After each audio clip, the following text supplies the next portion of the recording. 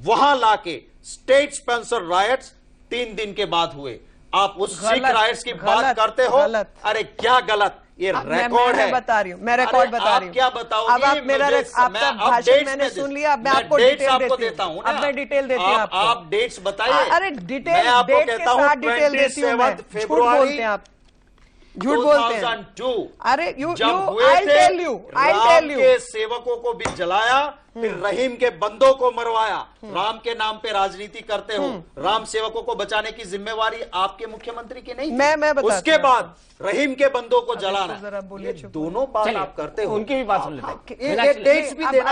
अब आप मेरे को बताइए कितना टाइम है? 5 मिनट आप लीजिए। आप पूरा टाइम, और मैं बीच में नहीं टोकूंगा। पूरा आपका दंगा वर्सेस मेरा दंगा। नो आपका दंगा वर्सेस मेरा दंगा। इन्होंने राजधर्म की बात की और इन्होंने कहा कि मेरे प्रधानमंत्री ने ऐसा नहीं किया। आपके तो प्रधानमंत्री ने दंगे करवाए हैं। अरे हमारे प्रधानमंत्री, उनकी मां की डेड बॉडी पड़ी थी और निकल चुके थे। इसके लिए किसी सुप्रीम कोर्ट को नहीं कहना पड़ा, और वही राजीव गांधी थे। मां की डेड बॉडी थी और वो निकले थे। नॉनसेंस लगता है क्योंकि आपके पास सेंस वाली आर्ग्यूमेंट नहीं है। पूरा देश देख रहा है। हाँ, और पूरे देश को ये पता होना चाहिए, पूरे देश को पता होना चाहिए। मुझे भी बेवकूफ से राजीव गांधी, पर मेरी संस्कृति परमिट नहीं करती है ये। चलिए नहीं बोला, थोड़ा कूल डाउन करते हैं टेम्परेचर, उसके बाद मीनाक्षी जी बोलिए, आपका वक्त। इंदिरा गांधी सबसे बड़े दंगों में शामिल थी, क्योंकि उनके समय में गुजरात के सबसे बड़े दंगे सन 1959 में हुए, और उसके बाद से लगातार हर साल गुजरात में दंगे होते थे, और उसमें कांग्रेस की सरकार थी। भाजपा की सरकार या कोएलिशन की सरकारें बाद में आई हैं, और 2000 और 90 के दशक के बाद आई हैं। 2002 के बाद पूरे भारतवर्ष में अगर कहीं दंगा नहीं हुआ तो वो गुजरात है। 2002 से 2013 के बीच में कहीं पर भी एक भी दंगा नहीं हुआ, लेकिन उस दौरान पूरे देश भर में 5,500 दंगे हुए, जिसका जिक्र कांग्रेस पार्टी नहीं करती है। जब इन्होंने कहा कि मेरे प्रधानमंत्री को यह शब्द नहीं कहने पड़े, तो इनके प्रधानमंत्री ने, अगर आपके पास वो कहीं आर्काइव्स में होगा, वो चलवाइए कि बड़ा पेड़ गिरता है तो धरती हिलती है, ये शब्द थे उनके। अब सुप्रीम कोर्ट ने किस संदर्भ में क्या कहा? सुप्रीम कोर्ट ने तो बफर्स में 67 करोड़ पकड़ा गया था, उनको भी छोड़ दिया। तो वो छोड़ दीजिए कि सुप्रीम कोर्ट में क्या क्या होता है, कैसे कैसे होता है, वो एक अलग विषय है। इन्वेस्टिगेशन कैसे होती है, क्या कागज सामने जाते हैं, सीबीआई के मामले। अब बोला ना कि प्रधानमंत्री इन्वॉल्व है, प्रधानमंत्री कार्यालय इन्वॉल्व है।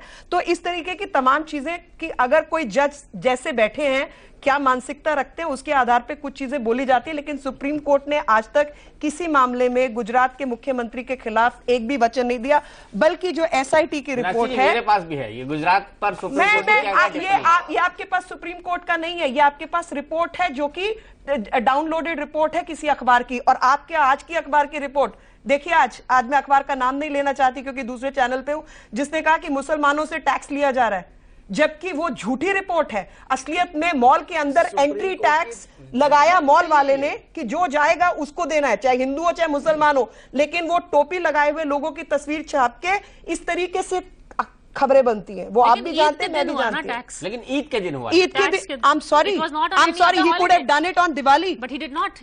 He may have done it in Gujarat. I'm sorry. Even if he did it on Eid day, does he work under my control? He's a private businessman, and he has every business to introduce a tax if he thinks people are going without making any purchases, and they are only here to enjoy the air conditioning. He's just making an entry fee on everyone. Now you want to portray it that it is on Muslims? That is the kind of journalism which is going on. Festivals, there was Holi, there was I'm sorry. Hindi का channel, अरे आप मेरे को ये बताइए कि अगर एक व्यक्ति जो कि अपने आधिकारिक क्षेत्र में एक बिजनेसमैन है, व्यापारी है, वो अपनी तरफ से कोई टैक्स लगा देता है कि एंट्री फीस आज आपकी सिनेमा हॉल की या आपके कार्यालय की इतनी है, वो मेरे अधिकार में काम करता है? जवाब है नहीं। उसने केवल मुसलमानों के लिए लगाया? जवाब है नहीं। उसने जो जाएगा उसके लिए एंट्री फीस लगा दी।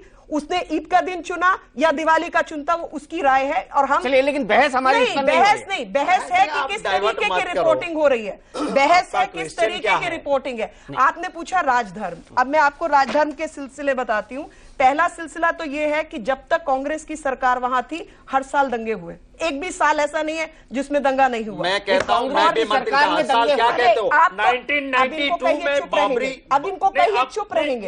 ये बात आपको करना होगा कि झूठ तो नहीं बोलना। 5 मिनट तो ले चुके हैं। 5 मिनट मैं काउंट कर लेता हूं, टाइमर का काउंट कर लेता हूं। झूठ लगा जा रही हो और मुझे मैं चुप रहूं। Yeah, I'll have a timer. I'll have a timer. Please put the timer on. 5 minute ले लिया, आप मैं अपनी कुछ जगह नहीं टाइमर बोलूंगा। लगा लो। You have a timer. Yeah, we'll have a timer. We'll have a timer. And about him, the मस्जिद present, तोड़ने के लिए आप गए थे, उस वक्त पे हमारी सरकार थी, एक राम सेवक को कुछ नहीं हुआ। Leader of opposition went to the governor, इनके खिलाफ जो आज वो विपक्ष के नेता हैं, गवर्नर के पास चिट्ठी लेके गए थे कि कितने बड़े घोटालेबाज हैं शक्ति सिंह गोयल जी, जो 1996 की बात है। अब 96 में मैं ऑपोजिशन में था, कौन लेके गया होगा? आपको पता नहीं कौन कहा है और आप बात करते हैं। मैं बात करती हूँ, और उसके बाद इसके लिए गवर्नर के पास मैं कहता हूँ मैं पॉलिटिक्स छोड़ दूंगा। अगर ये सच बड़ी बात कह रहे हैं, मैं पॉलिटिक्स छोड़ दूंगा। मेरे खिलाफ करप्शन का कोई लेके गया गवर्नर। दिक्कत नहीं है। आपको मैं कहता हूँ दूसरी चैलेंज है, आप बुला लीजिए। ये कहती है कि मैंने करप्शन किया, इसका चार्ज लेके कोई गवर्नर के पास गए। अरे किसी ने भी कहा मेरे खिलाफ के गई हो एक चिट्ठी, मैं पॉलिटिक्स छोड़ दूंगा। आप छोड़ दोगे? अगर चिट्ठी प्रोड्यूस करनी पड़ेगी, आपको चिट्ठी प्रोड्यूस करना पड़ेगी, वरना ये पॉलिटिक्स छोड़ दो राजी। और आपको मैं ज्यादा नहीं कहता हूँ, कम से कम माफी तो मांगना आके। वो दे दूंगी, वो चिट्ठी माफी मांगे। बहस को आगे बढ़ाएं, एक बार फिर से चिट्ठी आ जाए ना। बिल्कुल, मैं मंगवाऊंगा चिट्ठी, मैं मंगवाऊंगा के माफी मांगे, मैं जो और कुछ नहीं। नहीं, मैं मंगवाऊंगा चिट्ठी, हाथ जोड़ के माफी। ये मेरी गारंटी है। मैं खिलाफ कोई भी चिट्ठी गवर्नर के पास से निकले, मैं पॉलिटिक्स छोड़ दूंगा। तो बात अलग है। अरे आप देख एविडेंस लाने देगी, फिर मेरे को सेकेंडरी एविडेंस आने देगी। आप लाना secondary, third grade, fourth grade, किसी भी ग्रेड का एविडेंस लाके देना। आप जज बनना और मानना कि नहीं, जज नहीं बनूंगा मैं, तथ्यों को सामने रखूंगा। और एविडेंस एविडेंस शक्ति से खिलाफ नहीं आता है तो इनको सिर्फ मैं मुझे कुछ नहीं चाहिए, मैं तो पॉलिटिक्स छोड़ दूंगा। ये आके सिर्फ हाथ जोड़ के माफी मांग ले कि गलत था, बस इतना करवा। मैं संतुष्ट हो जाऊंगा, बात नहीं करती, मैं संतुष्ट हो जाऊंगा, मैं संतुष्ट हो जाऊंगा, ये बड़ी भारी वकील है, मैं संतुष्ट हो जाऊंगा जब मेरे खिलाफ एक काम करें, अटल जी की बाइट पूरी सुन ले, अनकट शुरू से आखिरी तक। उसके बाद मेरे साथ अटल जी के मीडिया सलाहकार भी जुड़े हुए हैं, उनसे इसका संदर्भ भी आप मैं संदर्भ की बात, इन्होंने कहा ना कि भाई वो जसवंत सिंह का कुछ सुनवा दिया। देखिए, भारतीय जनता पार्टी में जो पॉलिटिक्स है वो एक अलग विषय है, लेकिन उसका जो बड़ा विषय है कि नरेंद्र मोदी ने इस्तीफा दिया और उसके बाद दोबारा चुनाव जीत के आए। वो विषय इनसे पूछिए। किसने इस्तीफा दिया? इस्तीफा उन्होंने ऑफर किया नहीं, छोड़ा इस्तीफा क्या देगा? ऑफर किया था। भाजपा जी और अडवाणी जी, मैं गोवा में मौजूद था। भाजपा जी और अडवाणी जी देखिए, उनसे इस्तीफा, मैं बता देता हूँ आपको संदर्भ। मैं गोवा की बैठक में मौजूद था, वहां पर नहीं, वहां पर वो आए, got re-elected. No, He was re-elected. No, he did not resign. Meenakshi did not resign. नहीं, आप जिससे बोले उससे पूछते हैं। डिसॉल्व हुआ ना हाउस? नहीं, डिसॉल्व तो टाइम पर हुआ ना, टाइम पर हुआ। इलेक्शंस हुए नए, वो टाइम पर हुआ। That's exactly my point. No, time पर हुआ इलेक्शन। टाइम पर नहीं हुआ, टाइम पर हुआ इलेक्शन, बिल्कुल तय समय पर हुआ। मीनाक्षी जी, आप चाहे तो गूगल पे अपने फैक्ट चेक कर लेते हैं, लेकिन मैं सुनता हूं पहले अटल बिहारी वाजपेयी ने क्या कहा था, एक बार फिर से अनकट सुन ले। दूध का दूध, पानी का पानी। फिर प्रिया से पूछूंगा वो सवाल क्यों पूछा था और उससे पहले नरेंद्र मोदी ने उनसे क्या कहा था। सीधे देख लेते हैं क्या कहा था उस वक्त अटल बिहारी वाजपेयी ने उस प्रेस कॉन्फ्रेंस में जो उन्होंने एक दिन के दौरे के बाद करी थी। आपका चीफ मिनिस्टर के लिए भी कोई मैसेज है आपकी विजिट में? नहीं, चीफ मिनिस्टर के लिए मेरा एक ही संदेश है कि वो राजधर्म का पालन करें। राजधर्म,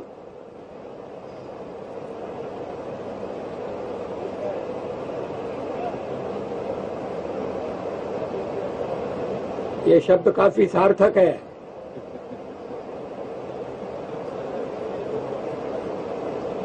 मैं उसी का पालन कर रहा हूं, पालन करने का प्रयास कर रहा हूं।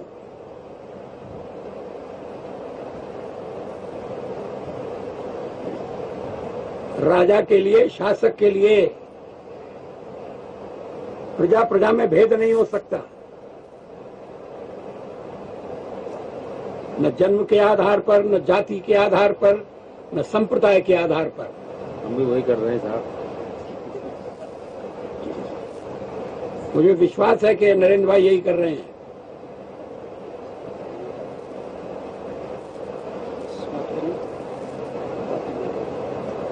बहुत बहुत धन्यवाद। इस कॉन्टेक्स्ट में देखा जाए। बिल्कुल मीनाक्षी, प्रिया ने कुछ कहा, उस पर रिस्पॉन्ड करेंगे। मैं प्रिया का रिस्पॉन्स ये करना चाहती हूँ कि प्रिया एक माइंडसेट के साथ आज तक बैठी हुई है। उनको 5,500 दंगे 2002 के बाद वाले याद नहीं आ रहे। तो ऐसी महिला जो जर्नलिस्ट हों और एक ही व्यक्ति के पीछे आज तक पड़ी हुई है 2002 के दंगों को लेकर, ना उन्हें उनसे पहले की याद है, ना उनके बाद की याद है, ना उनको 2012 के दंगे याद आते हैं। और सबसे बड़ा जो प्रश्न है वो ये है कि आज प्रधानमंत्री देश के ऐसे हैं जो 2012 के दंगों के लिए शर्मसार भी नहीं है, और कोई चैनल ऐसा नहीं है जो आज 2012 के दंगों की बात करे या ये बात करे कि असम में क्या हुआ। तो ये आज की राजनीति है। क्या और जिस मोदी 2002 के दंगे के लिए शर्मसार है? sorry, उनका एक्सक्यूज क्या है? मैं आपने excuse देखा आपको अभी क्या बताती हूँ। बोला उन्होंने रॉयटर्स के इंटरव्यू में कि अगर कोई पिल्ला, क्या उन्होंने वर्ड भी क्या यूज किया के ऊपर गाड़ी चल जाए, पिल्ला नहीं बोला, कुत्ते का बच्चा बोला। कुत्ते का बच्चा बोला। हाँ, पिल्ला बोलते तो शायद पता नहीं आप लोग क्या करते। चले, कुत्ते का बच्चा इज नॉट वेरी डिफरेंट, लेकिन बिल्कुल मेरे लिए इंसान को और कुत्ते के बच्चे का कंपैरिजन आपको कोई प्रॉब्लम नहीं लगता? आपको कोई प्रॉब्लम नहीं मेरे को बिल्कुल कोई प्रॉब्लम नहीं लगता, क्योंकि मेरे लिए जो जीवात्मा है वो अहम है। और मैं उन लोगों में से हूँ जो शायद कीड़ों को भी बचाती रही हूँ, मतलब मैं चींटियों को बचाती थी। आपको दर्द होना चाहिए, गुजरात मेरे को दर्द है, मुझे दर्द है, लेकिन इस सारे दर्द के बीच में जो बात नहीं बताई जा रही, वो बात ये नहीं बताई जा रही कि जहां पर इससे अधिक लोग मरे, जहां पर आप ये कहते हैं कि गुजरात के दंगे स्टेट ने करवाए, तो 34% हिंदुओं को स्टेट ने मरवाया, आप ये कहना चाहते हैं? एक ऐसे प्रदेश के अंदर जहां पर 9% जो है मुस्लिम जनसंख्या है, वहां पर 34% मरने वालों की संख्या हिंदू है, तो वो स्टेट ने मरवाए। जब आप दंगों की तस्वीरें दिखाते हैं, वो आप गायत्री का बयान नहीं दिखाते जो 16 साल की बच्ची थी या 9 साल की बच्ची थी जिसने अपने आंखों के आगे गोधरा ट्रेन जलते हुए देखा और अपनी मां बहन 18 में से 10 लोगों को मरते हुए देखा। आप ये नहीं बताते कि इंडिपेंडेंस के बाद इतने बड़ा हादसा जब आपके आगे टीवी की स्क्रीन आ चुकी थी, किस तरीके से दंगों को लगातार दिखाया जा रहा था और भड़काया।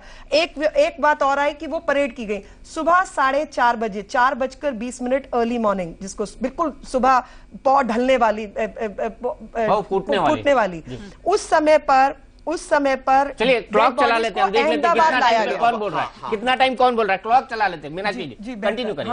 अहमदाबाद डेड बॉडीज को लाया गया और उनको वेस्ट की तरफ लाया गया, ईस्ट की तरफ नहीं, जहां पर जो है वो जो सिविल हॉस्पिटल्स ईस्ट में भी ले जा सकते थे, जहां के वो लोग थे, क्योंकि ये लोग अहमदाबाद के रहने वाले थे। 58 में से 54 बॉडीज अहमदाबाद की थी। उनको पूर्व की ओर लेके आए, पश्चिम की ओर नहीं लेके गए, क्योंकि पश्चिम में मुस्लिम जनसंख्या अधिक थी। आर्मी के डिप्लॉयमेंट एक दिन के अंतराल पर हुई, खासतौर पे उस समय पर जब ऑपरेशन जो है पराक्रम चल रहा था। अड़ोस पड़ोस के राज्य राजस्थान, महाराष्ट्र, मध्य प्रदेश, तीनों कांग्रेस शासित प्रदेश थे जहां से पुलिस की रीइंफोर्समेंट मांगी गई और वो फैक्स भेजे गए, किसी ने रीइंफोर्समेंट नहीं दी। 26 आर्मी कॉलम वहां डिप्लॉय हुए और टोटल जो है बुलेट्स 11,000 राउंड्स जो है पुलिस ने चलाए मॉब्स को कंट्रोल करने के लिए। 5,572 घंटे के अंदर सिर्फ फायर हुए और टीयर गैस शेल 16,000 के तकरीबन टीयर गैस शेल छोड़े गए। अब ये बता दें मुझे आज तक कि इन्होंने 84 के दंगे, 2012 के दंगों में क्या क्या काम किए, पुलिस की कार्रवाई, ये बता। शक्ति सिंह जी अब आपका वक्त शुरू होता है, अब आप 5 मिनट से ज्यादा बोलिए हमारे टाइमर के हिसाब से, ठीक है? शक्ति मैं 2 बात करना चाहता हूं। एक तो पहले ये कहती है कि कांग्रेस के शासन में हर साल दंगे हुए, मैं खुद मंत्री रहा हूं। 1992 में ये जब बाबरी को तोड़ने के लिए निकले, सबसे ज्यादा कार सेवक गुजरात से गए, एक का इतना सा भी खरोच भी किसी को नहीं आने दी। कांग्रेस की गवर्नमेंट थी, उन राम सेवकों को भी बचाया वहां पे। क्या आपके मुख्यमंत्री की जिम्मेवारी नहीं थी कि वो राम सेवक जो गोधरा से निकल रहे थे ट्रेन में, उनको बचाने की जिम्मेवारी किसकी थी? नहीं बचाया आपने। पूरे गुजरात का माहौल मोदी के खिलाफ था, उनके एमएलए को भगाया था, दौड़ाया था रोड पे कि राम सेवक को तुमने नहीं बचाया। इस माहौल को पहचानते हुए जब कलेक्टर मना कर रही थी कि मत ले जाओ इसको, इस डेड बॉडीज को एक साथ में, यहीं से पोस्टमार्टम होके हर जगह पे अलग अलग से जाएंगे तो माहौल नहीं बिगड़ेगा, that was collector's decision, on record है। मोदी ने कहा नहीं, मुझे तो राजनीति करनी है इस पे, सभी डेड बॉडीज को 16 में लाओ। क्यों 16 हॉस्पिटल लाया गया?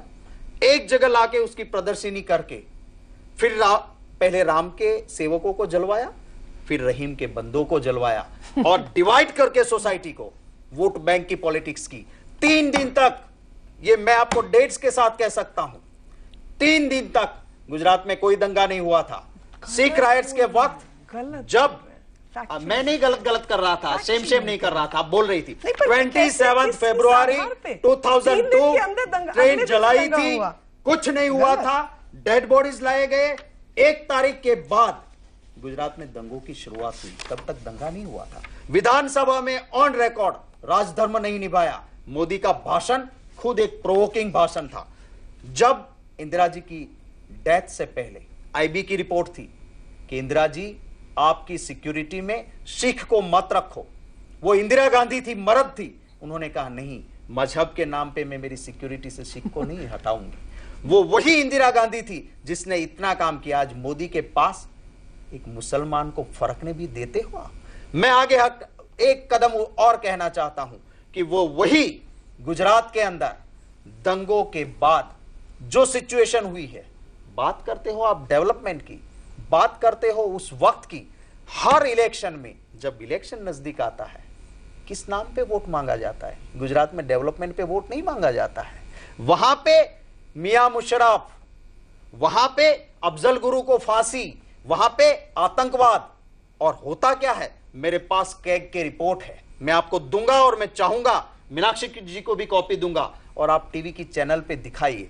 गुजरात में मॉडर्नाइजेशन ऑफ पुलिस फोर्स के पैसे दिए गए, वो पैसे ठीक से नहीं यूज किए गए। पूरी बॉर्डर पाकिस्तान से लगी हुई है, खुली छोड़ दी गई है। वहां से आतंकवादी आने चाहिए, आतंकवाद होना चाहिए। यूपीए को गाली दो, मेरे पास पूरा बंदोबस्त, मैं सलामत रहूं, अक्षरधाम आतंकवाद के हवाले कर दूं। आतंकवाद के नाम पे राजनीति करके मोदी अपनी वोट बैंक मजबूत करते हैं। ये आज आपकी बहस थी इस पे, आप पूरे देश ने देख लिया। आज मेरे सलाहकार तो मेरे के बाद जो है उसी को सलाम करेंगे, मैं उनको तवज्जो नहीं देता हूं, पर जो हमने टैप सुनी है पूरी देश ने सुनी है, क्लियर मतलब निकलता है। जो राजधर्म निभाता है ना, उनको तो शाबाशी दी जाती है कि ये राजधर्म होता है और निभा रहा है, मैं उसको शाबाशी देता हूं। ऐसा नहीं कहा गया था, जसवंत सिंह जी ने खुद कहा है इसमें। लेकिन शक्ति जी, एक चीज, if I want to interrupt, आप कह रहे हैं अफजल गुरु की राजनीति मोदी जी कर रहे हैं, लेकिन अफजल गुरु की राजनीति तो आपके कांग्रेस वाले ज्यादा कर रहे हैं। वो यूपी में इशू दिग्विजय सिंह, सलमान खुर्शीद, आतंकवादों का इशू तो उन्होंने बनाया था। उनकी राजनीति एक तरफा दया। मैं कहता हूं कि इंडिविजुअली व्यूज हो सकते हैं, मैं आपसे सहमत हूं। मैं ये मानता हूं कि आतंकवाद वो मानवता का दुश्मन है, इसके खिलाफ पॉलिटिक्स से ऊपर उठ के हमें इस देश में आतंकवाद के खिलाफ लड़ना है। अब देखिए, मेरे पार्टी के टॉप लीडर्स, मेरी पार्टी की पॉलिसी कभी आतंकवाद के राजनीति पे नहीं रही। अब देखिए, ये कांधार छोड़ने गए थे, उस वक्त पे हमने कोई पॉलिटिक्स नहीं की, कोई पॉलिटिक्स नहीं की। हमने कहा था, कांग्रेस पार्टी ने, कि हम देश के हित में जो भी लगता है आपको। कारगिल में जब पाकिस्तान का सैन्य आया, इनकी विदेश नीति थी, क्या हालत हुए थे। वहां जाके लाहौर ट्रीटी साइन करने गए, बस में बैठ के गए, आगरा में बुला के जुग जुग के सुषमा जी ने इनको सलामें भरी, और हालत क्या हुई थी उस विदेश नीति की। फिर भी हमने कभी दुश्मन देश को फायदा हो, एनडीए की गवर्नमेंट थी, हमने ये बात नहीं की है। और दीपक जी, गुजरात का जो माहौल आज भी बना है, 40 से आगे नहीं बढ़ रहा, उसको डिवाइड एंड वोट बैंक तो अच्छी तरह से हो सकती है, देश का नुकसान होता है। आप हिंदुत्व की थियरी पे गुजरात 3 बार जीत लो, हो सकता है 5 बार जीत लो, पर आपने यहां हाथ रख के कभी सोचा है कि इससे आप क्या कर रहे हो, इस देश में के अंदर आपकी क्या पोजीशन होगी। मजहब के नाम पे देश को तोड़ने से हमारे कॉन्स्टिट्यूशन की हम कसम खाते हैं, जहां सेक्युलरिज्म को प्रीएम्बल में लिखा गया है। चलिए मीनाक्षी जी का जवाब ले लेते हैं। मीनाक्षी जी बोलिए। पहली चीज इन्होंने कही कि पहले 3 दिन में कोई जो है दंगा नहीं हुआ था, वो बिल्कुल गलत है। सबसे पहला जो सबसे खतरनाक फेज था वो पहले 3 दिन थे, जिसमें सबसे अधिक वायलेंस और सबसे अधिक पुलिस एक्शन जो है उस दौरान हुआ। तकरीबन जब मैंने कहा कि 10,500 राउंड फायर के चले, उसमें से 5,500 राउंड पहले 3 दिन में चल चुके थे। मैं बता रही हूं आपको, वो फिगर भी दे रही हूं। और ज्यादातर जो मौत हुई उसमें बहुत सारी मौत जो है वो पुलिस फायरिंग से हुई, बुलेट और टीयर गैस शेल से जो हानि हुई वो उसके दौरान हुई। सेकेंड फेज मैं बता रही हूं, आप मेरे को मेरी बात पूरी करने दे, टोके नहीं, और मैं अपनी मर्जी से बोलूंगी, आपके कहने से नहीं। मुझे पता है।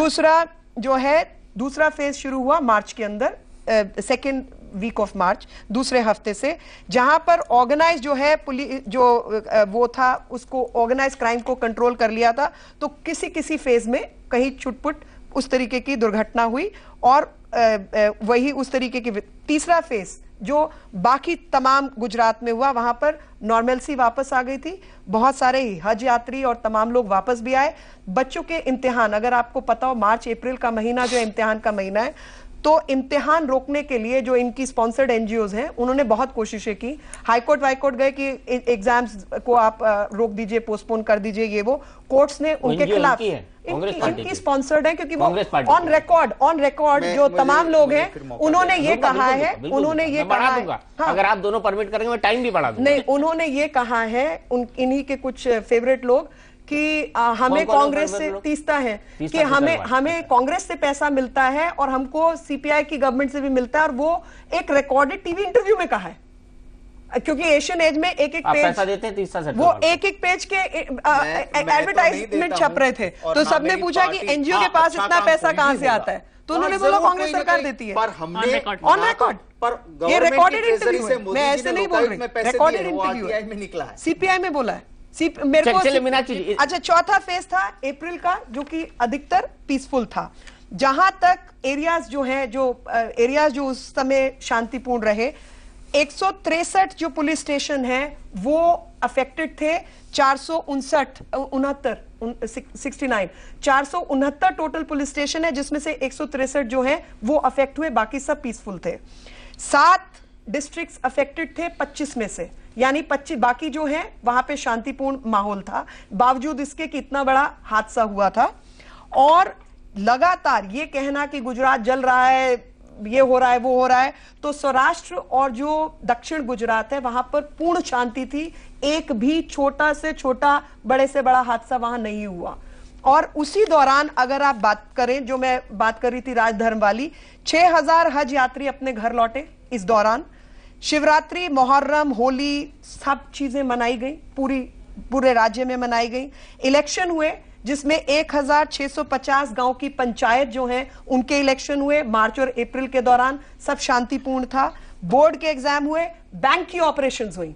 और इसमें जो सबसे बड़ी बात है वो आपको जो ये कह रहे हैं कि राम के बंदों को मरवा दिया और रहीम के बंदों को, तो जो लोग उस समय की रिपोर्टिंग कर रहे थे, अगर आप तमाम खासतौर पे अंग्रेजी मीडियम की जो रिपोर्ट्स हैं वो देखेंगे, secular medium, liberal secular leftist medium, उन्होंने ये कहा कि ये सब 1992 करके, अयोध्या करके हुआ, क्योंकि राम मंदिर के कारसेवक थे। तो अगर आप इन्हीं के जो आर्ग्यूमेंट है उसको लें तो 1992 के बाद तो रिएक्शन नहीं हुआ। अब जो लोग यज्ञ में पूर्ण आहुति करके आ रहे हैं उसमें ये रिएक्शन हुआ। इसकी जिम्मेवारी थी बचाने की। एक मिनट, आप मेरे को मेरी बात पूरी करने दे। 27 फरवरी की रिपोर्ट है और उस रिपोर्ट के मुताबिक माइनॉरिटी कम्युनिटी के 27 को, एक दिन पहले, दंगे से एक दिन पहले, 27 की तारीख में गोधरा के अंदर माइनॉरिटी कम्युनिटी का ना कोई टीचर स्कूल पहुंचा है, ना कोई बच्चा स्कूल आया है। 27 को सिविल हॉस्पिटल है जिसमें एक भी माइनॉरिटी कम्युनिटी का नया भर्ती नहीं हुआ, दाखिला नहीं हुआ, और बाकी जो लोग वहां मौजूद थे सब लोगों ने डिस्चार्ज लेके अपने घर गए हैं।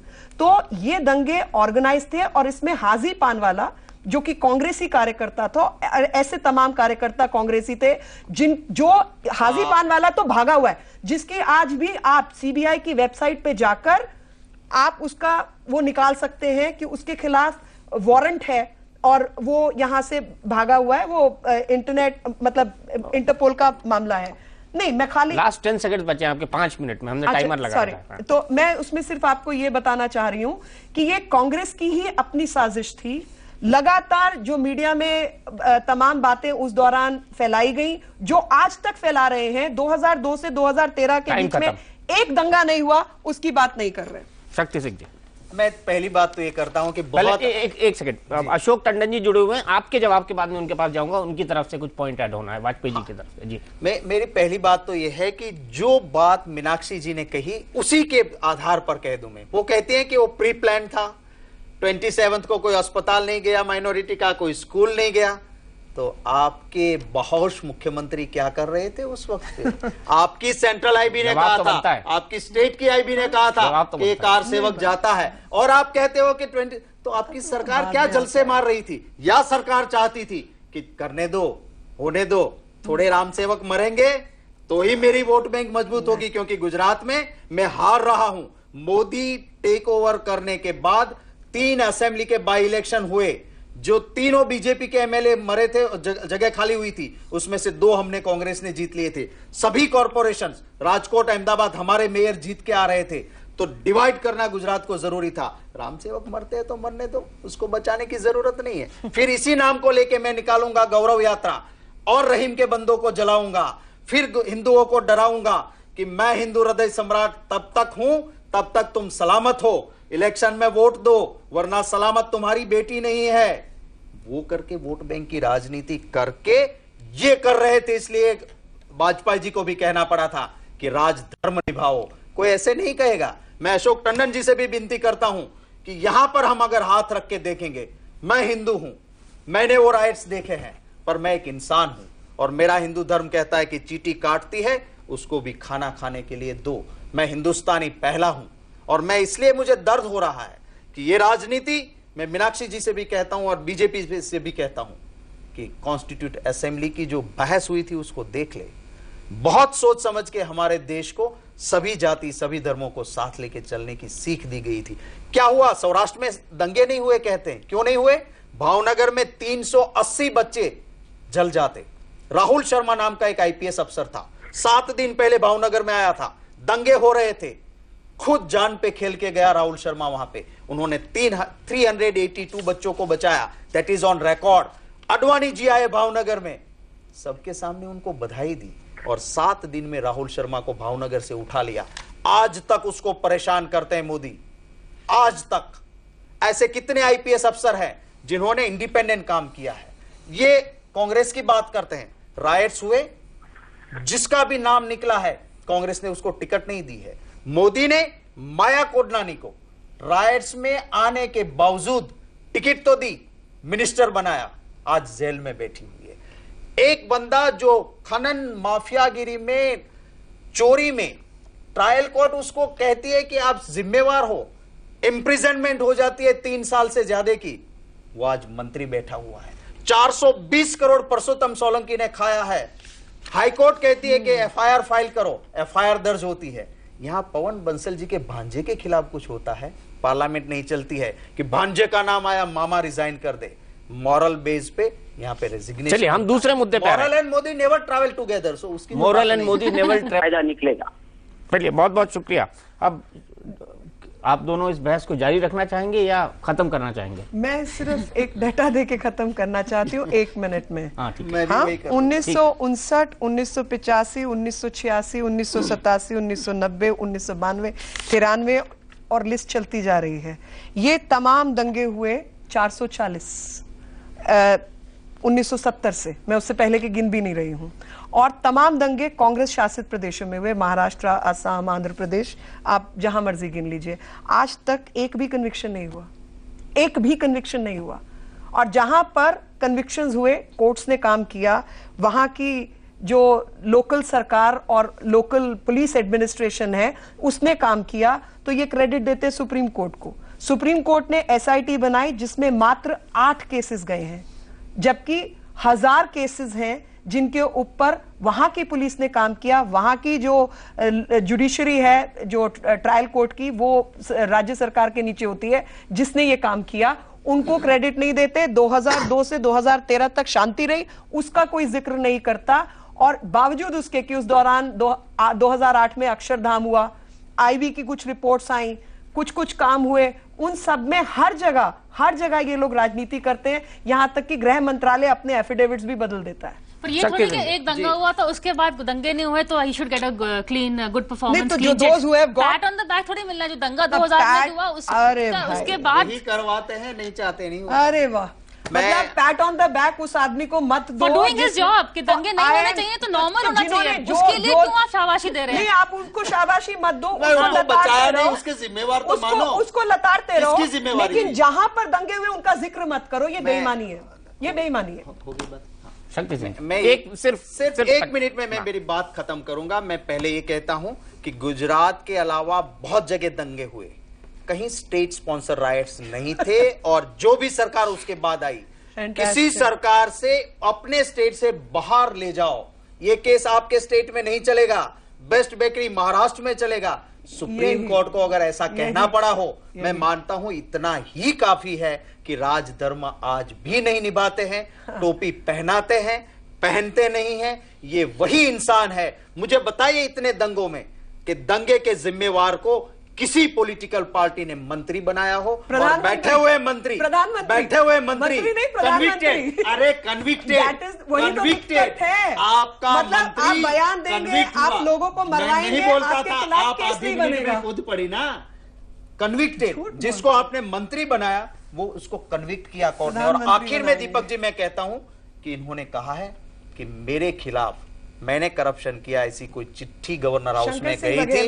शंकर सिंह बघेला बदल गए, अभी बदल गए। मैं नहीं बोली, किसी भी ने एक भी चिट्ठी लिखी, ऐसा न्यूज भी किसी अखबार से ले आए उस डेट का, मैं वो चिट्ठी लेके आए। अगर चिट्ठी नहीं आती है, आपकी चैनल पे आके दुनिया से माफी मांगे, इतना ही मैं चाहता हूं, और कोई नहीं। मेरी बड़ी बहन है, मैं उससे और ज्यादा कुछ नहीं। मेरी माफी नहीं मांगे, इस व्यूअर्स की माफी मांगे कि मैंने जो कहा था व्यूअर्स के पास झूठ बोली थी, इसलिए मैं व्यूअर्स की माफी मांगती हूं। मेरी बड़ी बहन है, मुझे माफी भी नहीं मांगनी है। मेरे लिए तो आदरणीय बहन जी है, मेरे लिए कोई प्रॉब्लम नहीं है। गुजरात पर से मैं आप जहां से आप कह रहे हैं कि अलाउ करेंगे, नहीं, आप चिट्ठी मंगवा लीजिए और दे दीजिए। मेरी तो इतनी लंबी पॉलिटिकल कैरियर है मीनाक्षी जी, मैं पॉलिटिक्स छोड़ने तक की चैलेंज दे के बैठा हूं, और मैं वो राजनीति करता हूं जो सिद्धांत की राजनीति करता हूं। मैं मिनिस्टर रहा हूं बरसों तक वहां पे, मुझे और कुछ नहीं चाहिए, सच चाहिए, और मोदी के खिलाफ लड़ता हूं, सीना तान के लड़ता हूं। बाकी क्या क्या करते हैं आपके मुख्यमंत्री। मुझे फिर मीनाक्षी जी शो को आधा घंटा बढ़ाना पड़ेगा। था आपका मंत्री रहा था भाजपा का, वहां उसकी बीबी के आंसू तो पहुंचने जाइए। आप एक बहन है, उसकी बीबी को जाके पूछिए तो सही कि हरेन पंड्या को किसने मरवाया है। आरएसएस का बैकग्राउंड है, मोदी का मंत्री था उसकी कैबिनेट में, उसको मरवाने में कौन थे? आप कभी जाके सोचिए तो। भाई साहब जरा आप अपना परिचय दें और बताएं इनके खिलाफ क्या क्या आप मेरे को एसएमएस कर रहे थे। मैं आपको मैं स्टूडियो में हूं, जोर से मैं स्पीकर पे डाल रही हूँ। हाँ नहीं वो बताएंगे। अरे जिम्मेदार चैनल पे कैनोनिमस 70 साल के नंबर है उनका। आप हाँ बताइए। हाँ देखो, मैं सभी चीजें से ये बात कर रहा हूँ।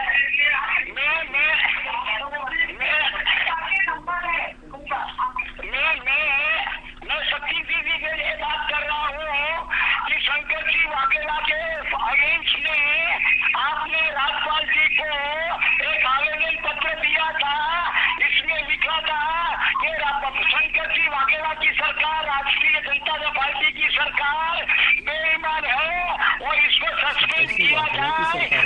मेरा क्या है, मेरे खिलाफ एक लफ्ज निकाल के बोल दे कि मेरा गुजरात में कोई कह दे पैसे के करप्शन का कोई करते कि इन्होंने शंकर सिंह वाघेला के बारे में लिखा। मेरे लिए इन्होंने चिट्ठी लिखी शंकर सिंह वाघेला कोई चिट्ठी भी सरकार के खिलाफ भी है कि मैंने भी नहीं लिखी है गवर्नर को। मैं कहता हूं मेरे लिए एक लफ्ज लेके आ जाए, मैं इतनी बड़ी चैलेंज ऐसे ही नहीं देता हूं। मैं सिद्धांत की राजनीति करता हूं। अरे उसको आप सुनाइए ना, वो कह रहे हैं मैंने सुन लिया, मेरे लिए नहीं है, बोलो उसको है तो लाइए चिट्ठी। आप तो लाने की बात करते हो, चलिए चिट्ठी ले आएंगे हम। मुझे शो और यहाँ शो को यही रोकना पड़ेगा मीनाक्षी जी। और उसके साथ साथ मैं तो मीनाक्षी जी की और व्यूअर्स की सबकी माफी भी मांगूंगा और राजनीति भी छोड़ दूंगा अगर वो चिट्ठी लेके आती है। नहीं आती है, मेरी बहन है, मुझे उनसे कुछ नहीं चाहिए, सिर्फ व्यूअर्स की माफी मांग ले। चलिए इसी नोट पे इस कार्यक्रम को हम यही खत्म करते हैं, क्योंकि इंडिया न्यूज पर खबरों का सिलसिला लगातार जारी है।